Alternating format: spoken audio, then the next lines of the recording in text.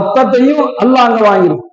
ஏன்னா இதுல ரொம்ப கவனமா இருக்கணும். ஸல்லல்லாஹு அலைஹி வஸல்லம் சொல்றாங்க, ஒமன் அஹத யுரீது இத்லாஃபஹா அத்லஃபஹு அல்லாஹ். இந்த மனிதனுடைய பொருள் அல்லாஹ் வீணாக்குறான் என்பதாக சொல்றாங்க. யாருடைய பொருளை?